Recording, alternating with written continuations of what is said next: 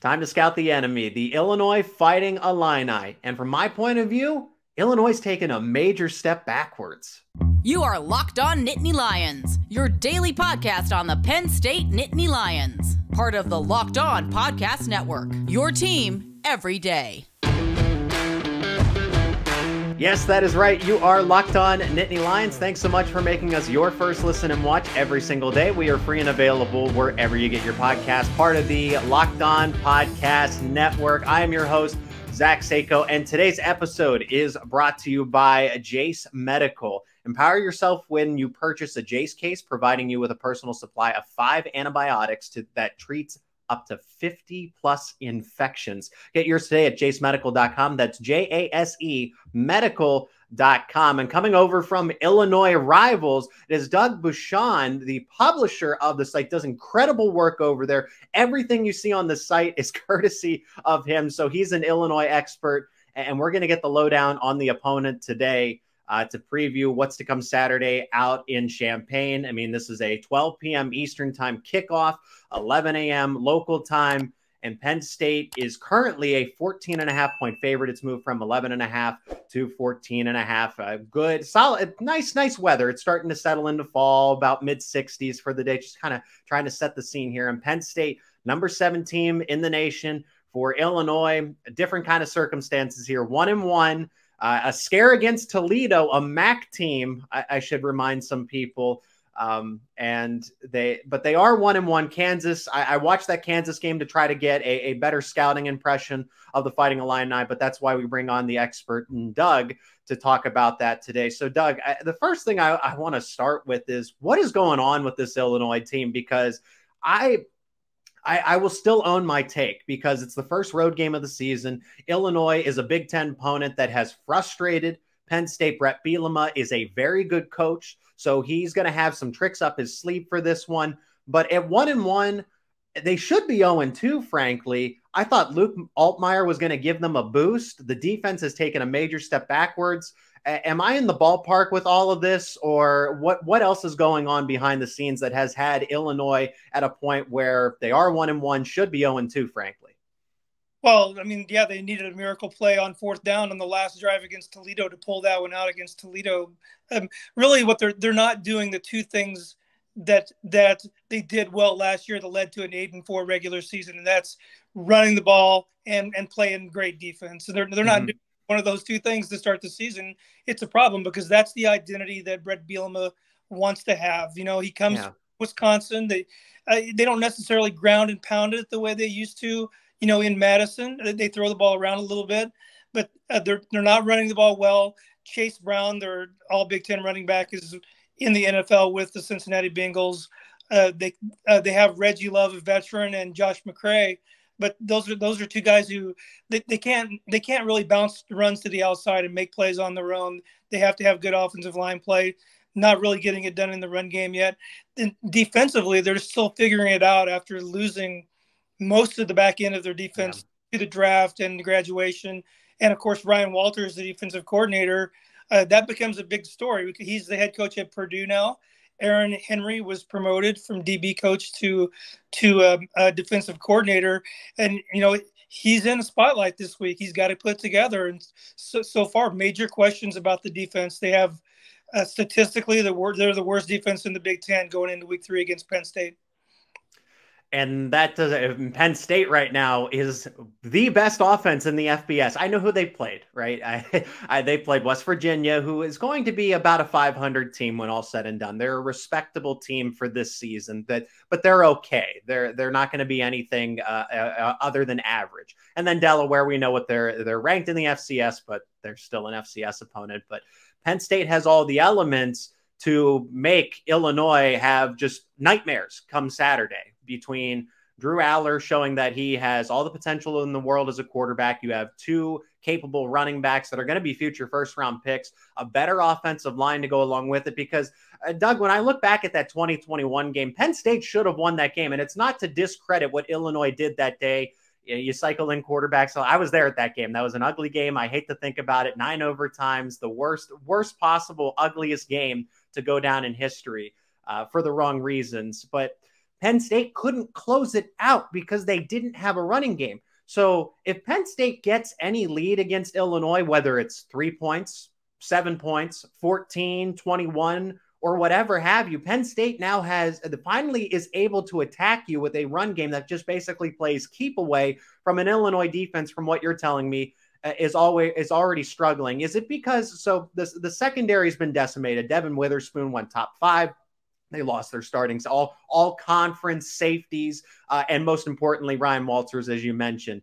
Is it because, and watching that Kansas game, Kansas was able to break off run after run after run. I know that's what Jalen Daniels does, the Kansas starting quarterback. He's a dual threat. They have very talented running backs. But are you more concerned for Illinois' case of defending Penn State's rushing attack or the passing attack now that Drew Aller is at quarterback and not Sean Clifford? I think the running game, because I worry about the physicality of Penn State. You know, you look at their offensive line, and they got 4-star kids across the board on the O-line. Got an Outland Trophy candidate on the offensive line. I think they're going to be more physical than Illinois. Now, the strength of the Illinois defense is up front. Johnny Newton at tackle is for real. He's an All-American at tackle. Keith Randolph, his running mate, is an All-Big Ten type of kid, and another in a future NFL draft pick. But they're having all kinds of problems in the second tier. Missed assignments, not taking care of their gap responsibilities at the linebacker position, missed tackles. And last week, 16 missed tackles, according to PFF.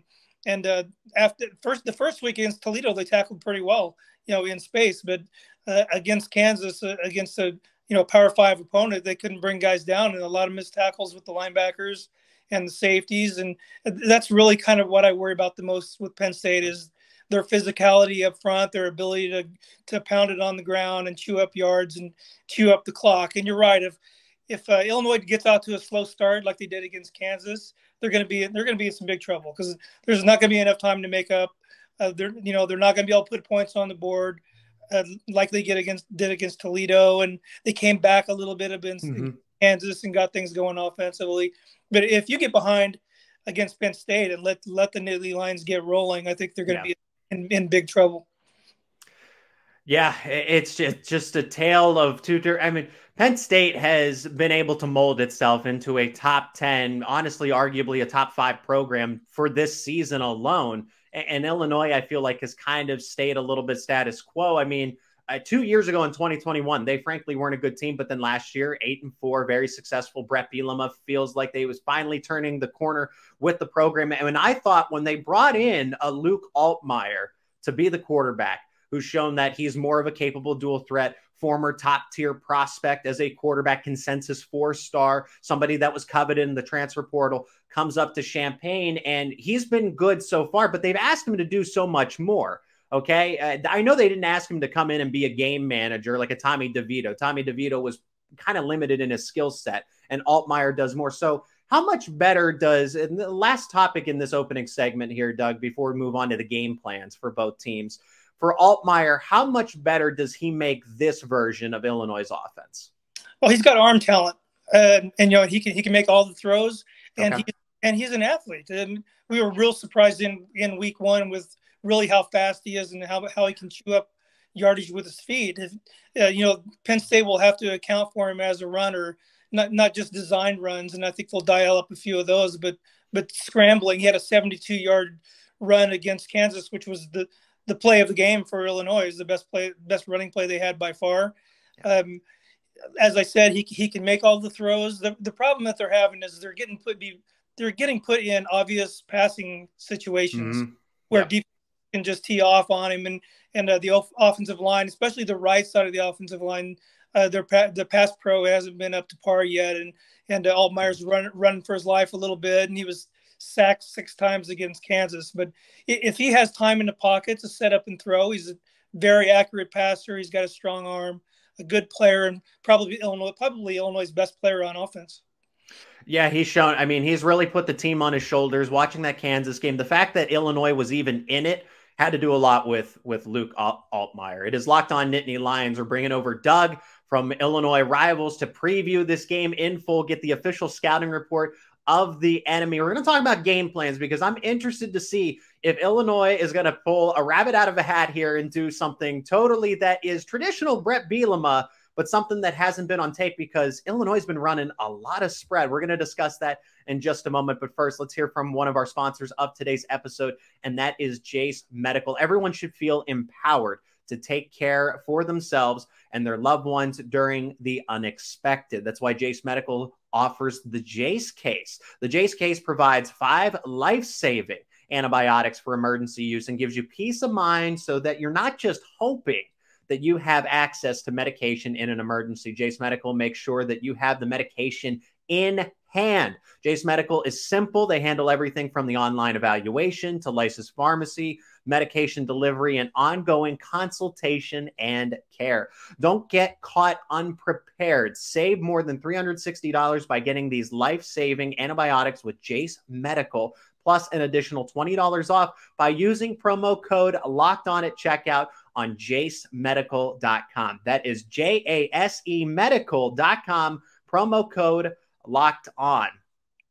And Locked On Podcast Network is amping up college football coverage with Locked On College Football Kickoff live every Friday, 11 a.m., 1 p.m. Eastern Time, live across every Locked On College channel. I'm going to be on there live at 11:15 for this Friday. It'll be Friday, September 15th. So check out my perspective on Penn State and Illinois a little bit further. It'll be here on Locked On Nittany Lions, whatever Locked On College channel you can find live, 11 a.m., 1 p.m. Eastern Time, to get you the full perspective of college football going into the weekend.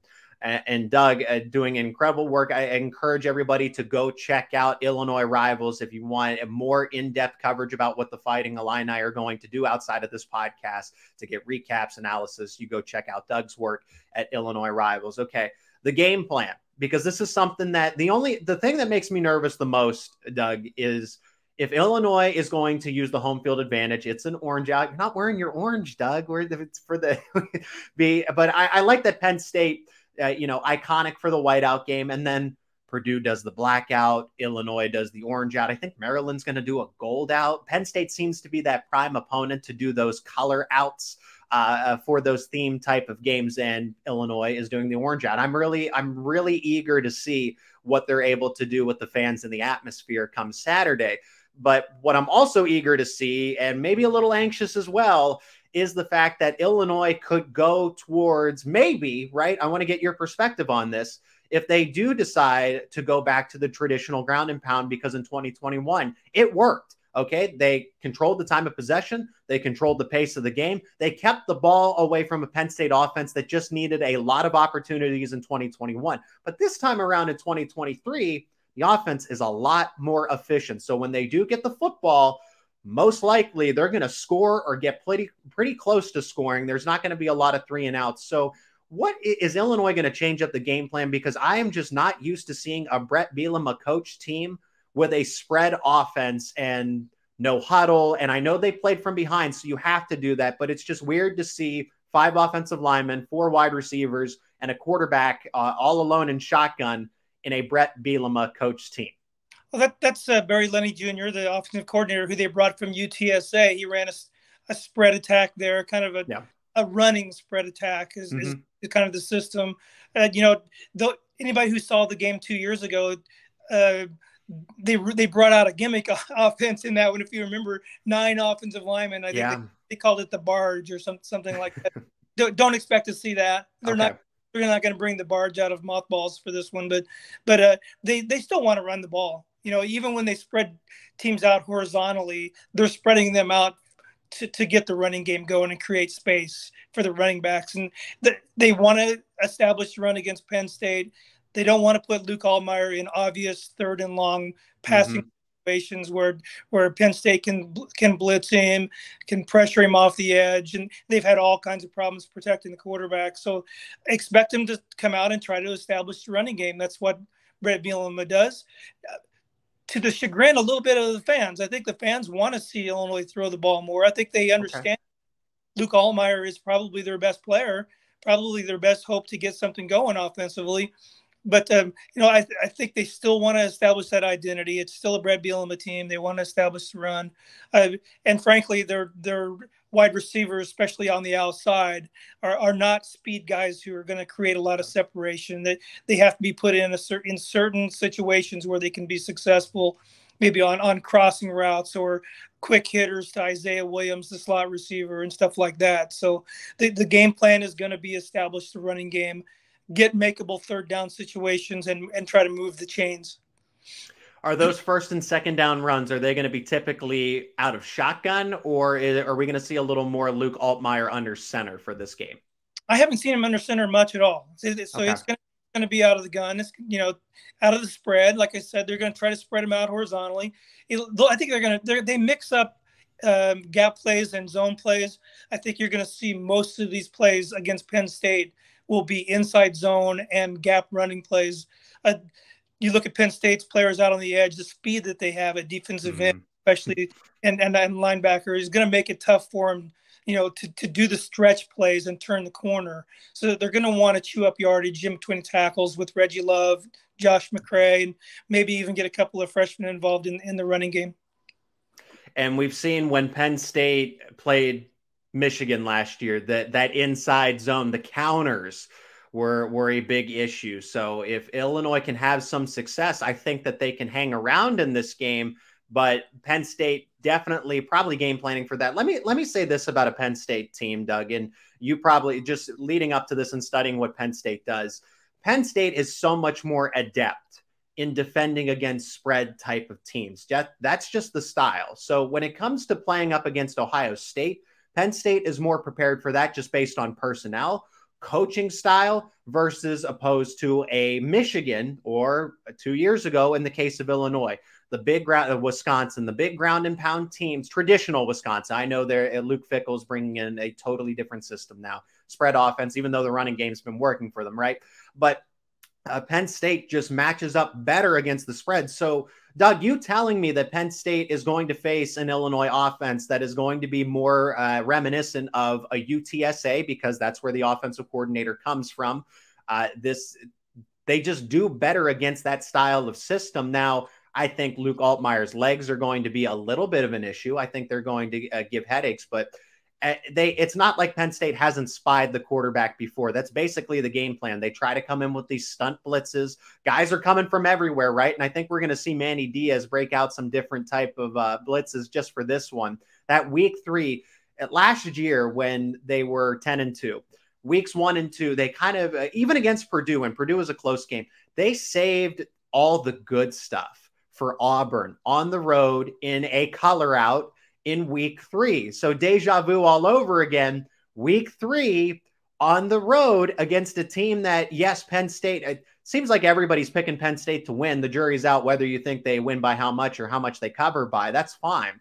But everyone's thinking that Penn State is going to be able to take advantage of an Illinois team like Auburn that just wasn't as good to this point and disappointing as far as expectations go. Yeah, I mean, Illinois is going to establish the run. That's what they're going to. That's what they're going to do. When you talk about aggressive defense and applying pressure, most defensive coordinators like to try to get pressure on the quarterback without blitzing. That's a goal, and that'll be a goal for Penn State early on. If they have to blitz, they will. If they want to maximize the pressure, but I think they can get pressure on Altmaier without blitzing. And one of the players that they're going to be watching on film is the right tackle, Zach Chrysler. In fact, Zach Chrysler might not even be playing right tackle on Saturday, just based on his performance last week, where he gave up 3 sacks and 6 hits on the quarterback.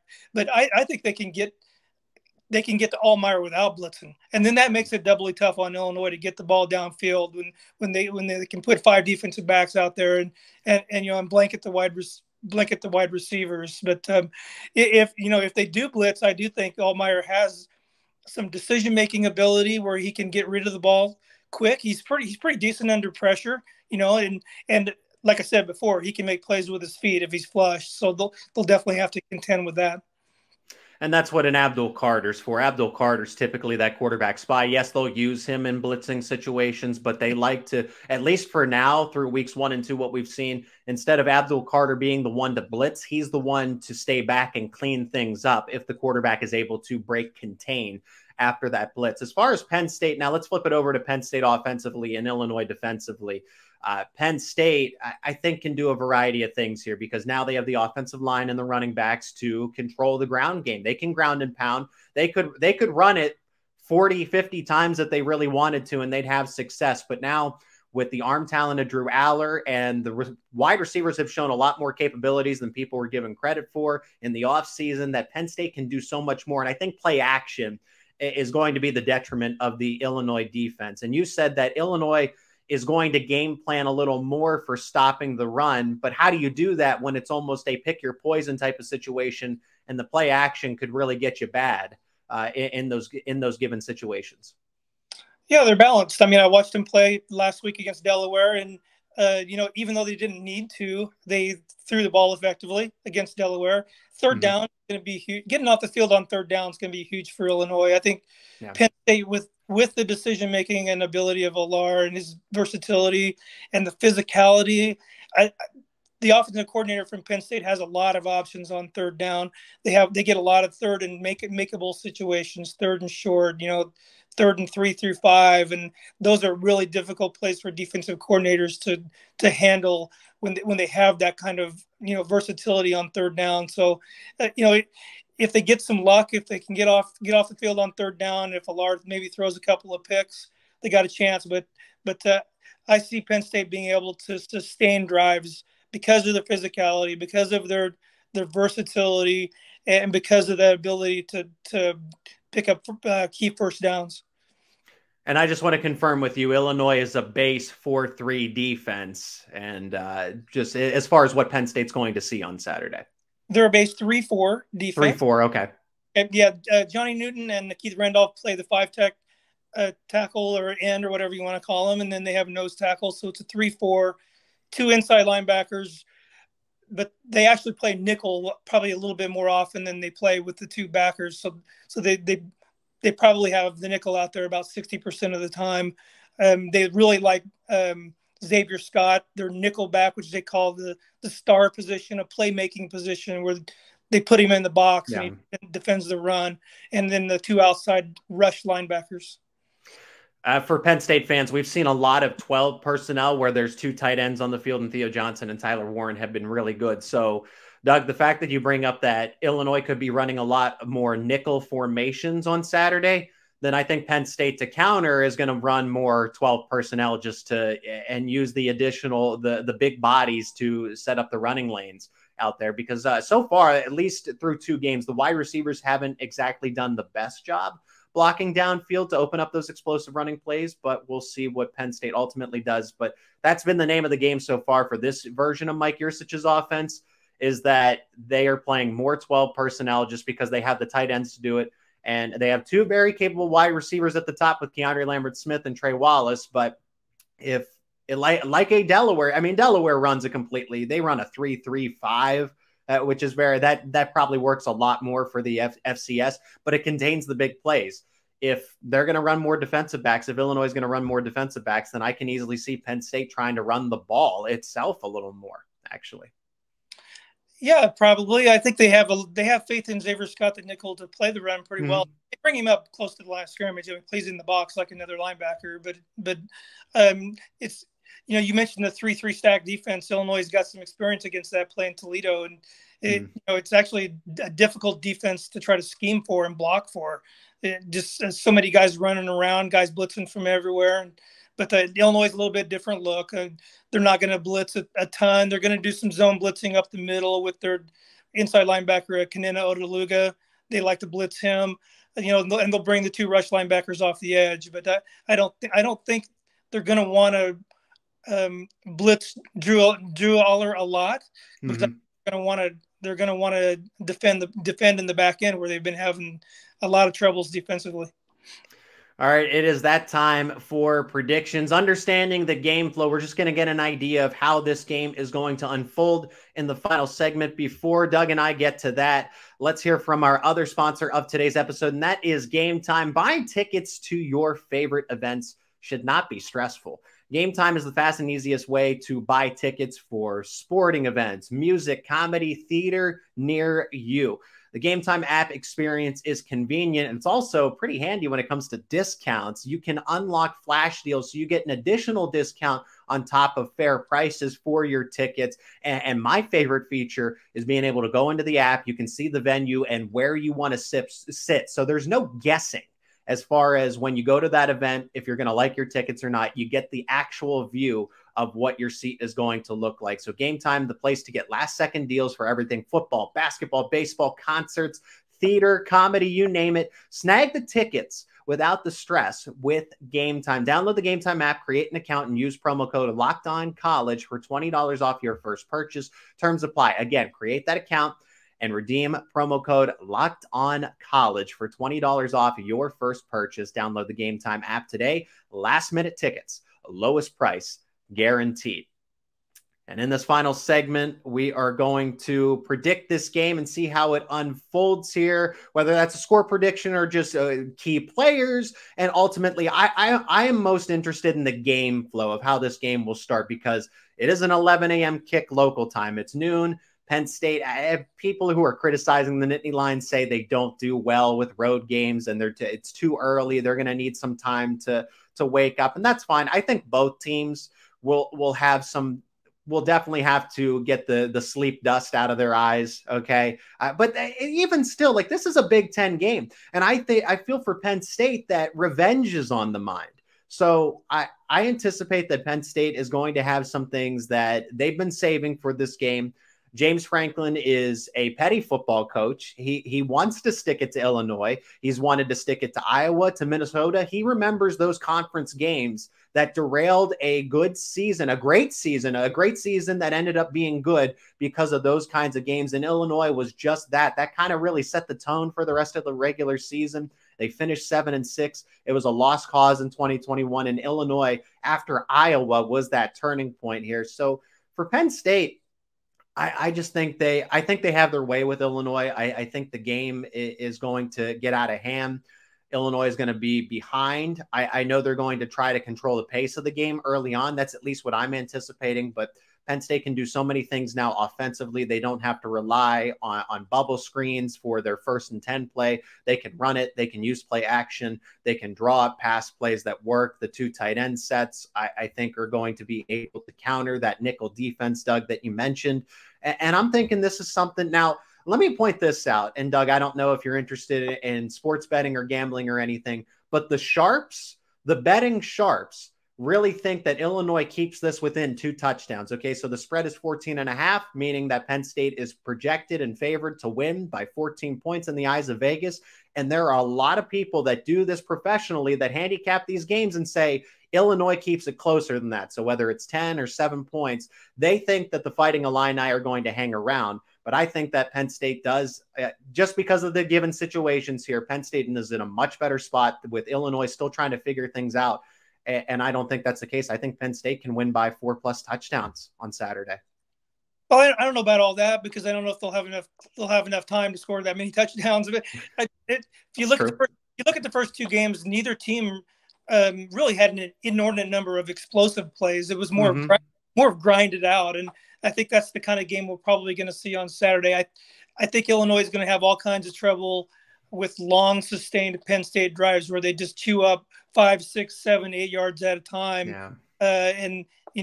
But I understand why the 14.5 spread, because neither team has really exploded for those chunk plays, those big plays down the field, or even long running plays. I think Penn State only has like 1 run longer than 20 yards. Not that they're not capable of those type of plays. They just haven't had them yet. Haven't really broken loose with them yet. But I think the story of the game is going to be Illinois' inability just to stop those long, sustained drives, the inability to get off the field on 3rd down. And then I think Penn State is going to be successful in the red zone and punch it in. When they get down there, they're so versatile. They have, like you mentioned, they can play the 12 personnel, and they have a couple of future NFL tight ends that they can throw to in the flat and in the red zone. And that's going to be really difficult for Illinois to defend. So I don't know if it's going to be, a track meet, but it's going to be one of those things where Illinois just can't get off the field defensively, and Penn State kind of rolls. I have them beating the spread. Okay. 35-17 is going to be my prediction in my preview that I'm posting to the site tomorrow. So I think they covered the 14.5, but I understand, based on style of play, where the odds makers are coming from.